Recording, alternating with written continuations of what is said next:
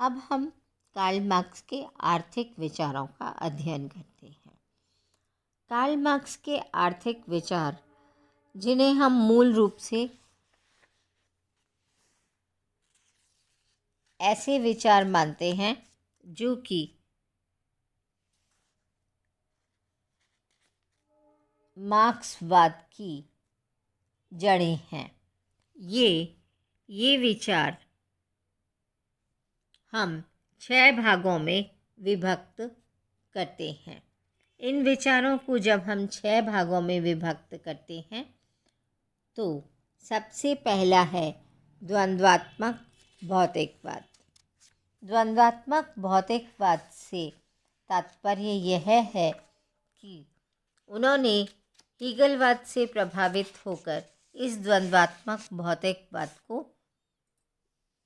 प्रतिपादित किया है।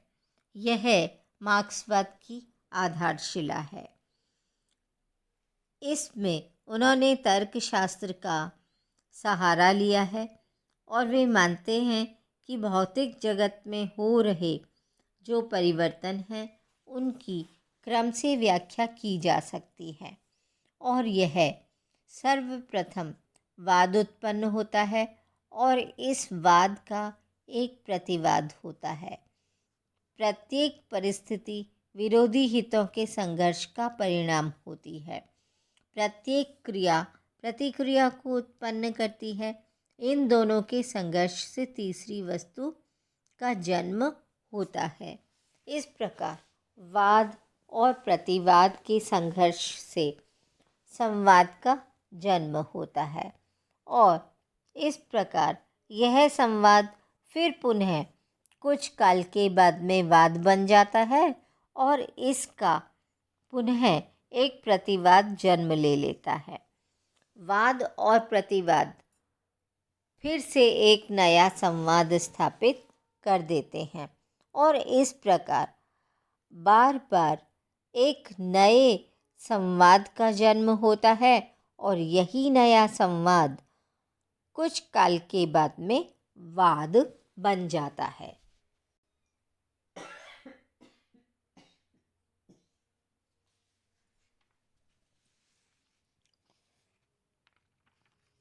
द्वंद्वात्मक भौतिकवाद की विशेषताएं कुछ इस प्रकार होती हैं। विभिन्न आर्थिक घटनाओं में अंतर संबंध और अंतर्निर्भरता पाई जाती है। विश्व की सभी वस्तुएं परिवर्तनशील एवं अस्थायी हैं। जब प्रतिवाद में विस्फोटक शक्ति इकट्ठी हो जाती है तो तीव्र एवं क्रांतिकारी स्थिति पैदा हो जाती है और समाज में शीघ्र ही गुणात्मक परिवर्तन हो जाते हैं। प्रत्येक समाज में आंतरिक विरोध के कारण वाद, प्रतिवाद एवं संवाद की प्रक्रिया चलती रहती है और यह परिवर्तन ही विकास का सूचक होता है। वर्ग संघर्ष अवश्यंभावी तो है, किंतु इस प्रकार के वर्ग संघर्ष से एक नए प्रकार का संवाद उत्पन्न हो और फिर विकास हो, यही उनके द्वंद्वात्मक भौतिकवाद की विशेषता रही। उन्होंने इस प्रकार के द्वंद्वात्मक भौतिकवाद को समझाने के पीछे अपने जिन उद्देश्यों को बताया वे मुख्य रूप से इस प्रकार थे कि वे ये मानते थे कि इतिहास की भौतिकवादी व्याख्या की जा सकती है। इतिहास केवल कुछ घटनाओं से नहीं होता, बल्कि उसकी भौतिकवादी व्याख्या भी की जा सकती है। उनके अनुसार समाज का धर्म, उसकी संरचना, कला, विचार, राजनीतिक संस्थाएं, कानून सभी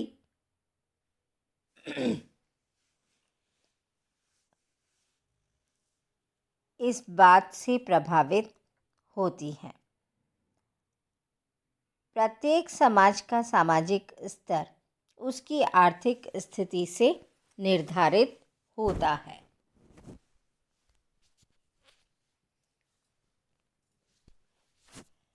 मार्क्स के अनुसार हाथ की चक्की का फल सामंतवादी समाज है और भाप की चक्की का परिणाम औद्योगिक पूंजीवादी समाज है। इसका तात्पर्य यह है कि उत्पादन की तकनीक में परिवर्तन के साथ साथ सामाजिक ढांचे में भी परिवर्तन आता है। इस प्रकार इतिहास की भौतिकवादी व्याख्या उन्होंने अपने ढंग से की है। उनका ये मानना है कि भाप मिल के द्वारा सामंतवादी अर्थव्यवस्था में उत्पादन करना संभव नहीं था।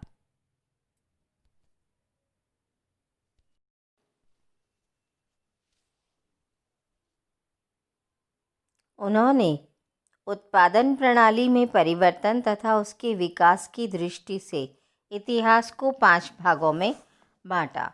आदिम साम्यवादी समाज, दास्ता का युग, सामंतवादी युग, पूंजीवादी युग और साम्यवादी युग।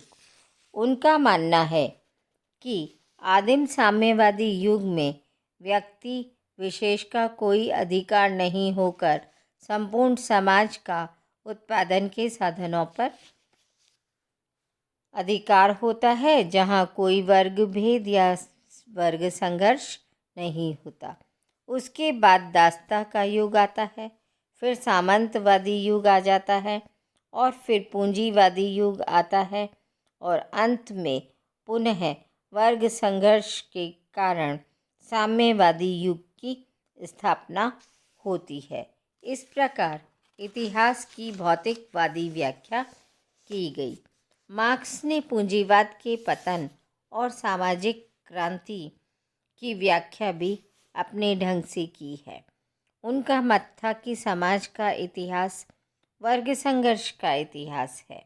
इसी वर्ग संघर्ष के कारण समाज में परिवर्तन होते रहते हैं और समाज विकसित होता है। मार्क्स का विचार था कि पूंजीवाद का भविष्य अच्छा नहीं है। पूंजीवाद में स्वयं ही इसके विनाश के बीज छिपे हुए हैं। उद्योगपति श्रमिकों से अधिक घंटे कार्य करवाकर उन्हें कम मजदूरी देकर जो उनका शोषण कर रहे हैं, यही उनके विनाश का कारण बन सकता है।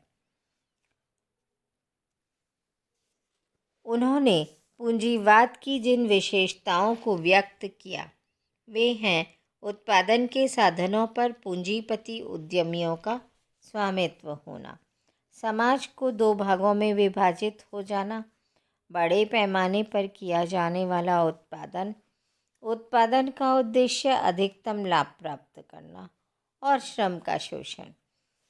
पूंजीवाद की ये सारी की सारी विशेषताएं इस व्यवस्था के अंतर्गत धन के केंद्रीकरण, उद्योगपतियों में परस्पर संघर्ष की प्रवृत्ति उत्पन्न होना, गांवों की जनसंख्या का शहरों की ओर पलायन कर जाना, बेरोजगारी में वृद्धि, आर्थिक मंदी और लाभ की घटती हुई दर, ये सारे के सारे ऐसे कारण हैं जो अंत में पूंजीवाद का पतन निश्चित करते हैं। उनका मत था कि श्रमिक दरिद्रता, शोषण आदि को सहन करते हैं, परंतु उनकी बढ़ती हुई दरिद्रता उनकी सहन शक्ति की सीमा को एक दिन अवश्य तोड़ देती है और पूंजीपतियों के शोषण के खिलाफ विद्रोह उत्पन्न हो जाता है।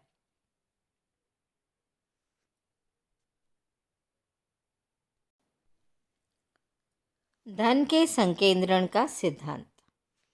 मार्क्स का विचार था कि पूंजीवाद में धन का संकेंद्रण हो जाता है।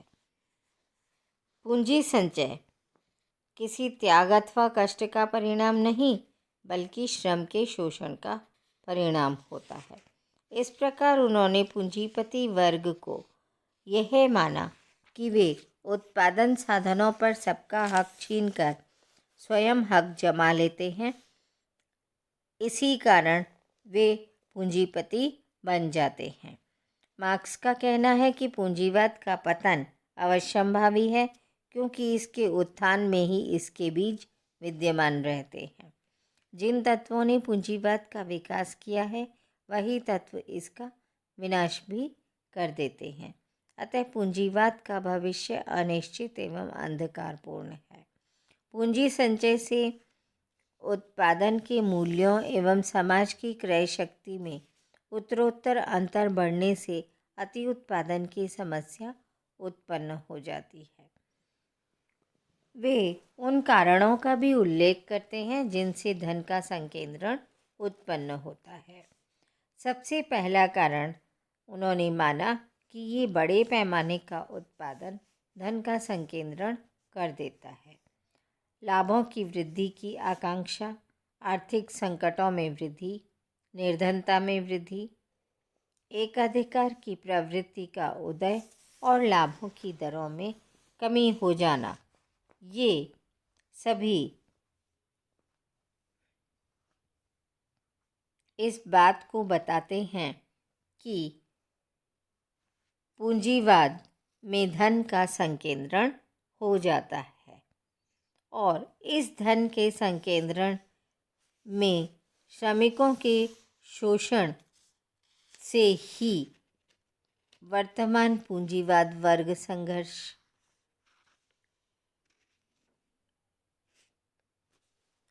के अंतर्गत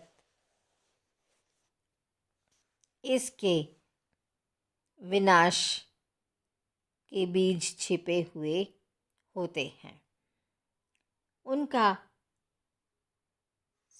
सिद्धांत जो अगला है वह अतिरिक्त मूल्य का सिद्धांत। यह सिद्धांत रिकार्डो के अतिरिक्त मूल्य के सिद्धांत जैसा ही जान पड़ता है, किंतु यह उसके आगे बढ़ा हुआ एक विस्तृत सिद्धांत है। मार्क्स के अनुसार किसी वस्तु का मूल्य उस वस्तु के उत्पादन में लगे हुए श्रम की मात्रा द्वारा निर्धारित होता है तथा वस्तु का मूल्य उस वस्तु में लगे हुए श्रम के मूल्य के बराबर होता है। पूंजीवादी व्यवस्था में पूंजीपति दो चीज़ों का उत्पादन करता है, प्रथम वस्तु और दूसरा बेशी मूल्य। जहाँ वस्तुओं के उत्पादन में उत्पत्ति के सभी साधन अपनी अपनी भूमिका निभाते हैं, वहीं यह अतिरिक्त मूल्य एक ऐसा स्रोत है जो होता तो केवल श्रम का है, किंतु यह पूरी तरह से पूंजीपति वर्ग इस पर अपना अधिकार जमा लेता है। पूंजीपति श्रमिकों को उनकी विलक्षणता का पूरा लाभ नहीं देता है, अर्थात उनके श्रम का पूरा मूल्य नहीं चुकाया जाता। श्रमिकों द्वारा सृजित मूल्य और उन्हें चुकाए गए मूल्य के अंतर को ही मार्क्स ने अतिरिक्त मूल्य कहा है, अर्थात अतिरिक्त मूल्य बराबर वह विनिमय मूल्य जो पूंजीपति को प्राप्त हुआ है माइनस मजदूरी जो कि श्रमिक को दी जा रही है।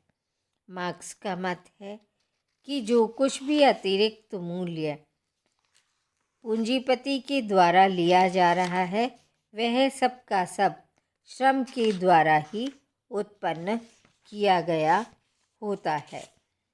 अतः शोषण तथा लाभ में एक धनात्मक संबंध पाया जाता है। बिना शोषण के लाभ में वृद्धि नहीं हो सकती। श्रमिक अपने द्वारा किए गए कार्य में कुछ समय अपने लिए कार्य करता है, उस समय को मार्क्स ने आवश्यक श्रम कहा है। श्रमिक के कार्य का शेष समय जिसके बदले में उसे किसी प्रकार का प्रतिफल प्राप्त नहीं हो रहा है, वही अतिरिक्त मूल्य होता है। इसके बाद मार्क्स का जो सिद्धांत आता है वह है मूल्य का श्रम सिद्धांत। कार्ल मार्क्स का मूल्य निर्धारण का सिद्धांत प्रतिष्ठित अर्थशास्त्रियों के श्रम सिद्धांत पर आधारित है। मार्क्स के मूल्य निर्धारण सिद्धांत का उद्देश्य वस्तु के मूल्य निर्धारण की व्याख्या करना नहीं था, बल्कि वे इस माध्यम से यह स्पष्ट करना चाहते थे कि पूंजीवादी अर्थव्यवस्था में पूंजीपतियों द्वारा श्रमिकों का शोषण किया जाता है। इसलिए जी.डी. कॉल ने कहा है, उनका यह सिद्धांत मूल्य सिद्धांत की अपेक्षा पूंजीवादी शोषण का सिद्धांत अधिक है।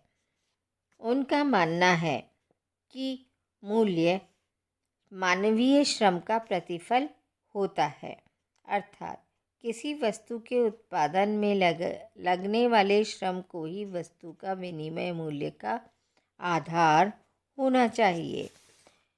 उनका मानना है कि मूल्य का एकमात्र आधार उसके निर्माण में लगा हुआ श्रम है, जबकि विनिमय मूल्य एक सामान्य वस्तु है तथा उसका आधार भी समाज का श्रम है।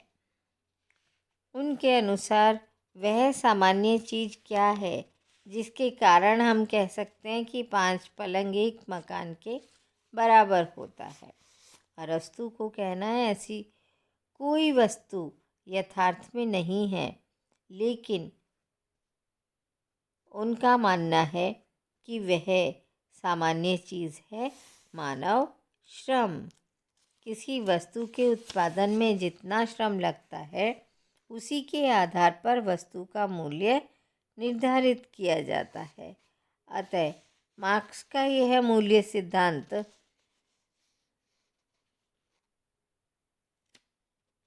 अर्थात उनका मूल्य का श्रम सिद्धांत ही है।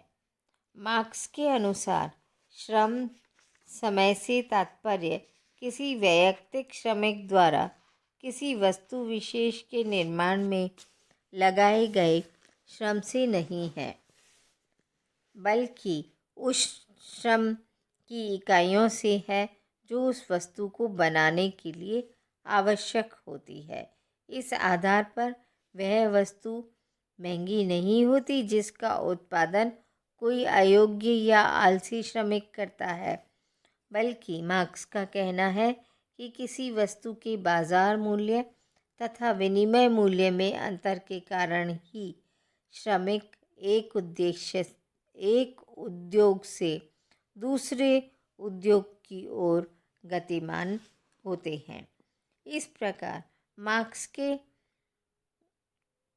इस मूल्य के श्रम सिद्धांत के अंतर्गत हम ये पाते हैं कि श्रम मूल्य का कारण एवं माप ही नहीं वरन उसका उपादान भी होता है। दूसरा, 2 वस्तुओं का विनिमय भी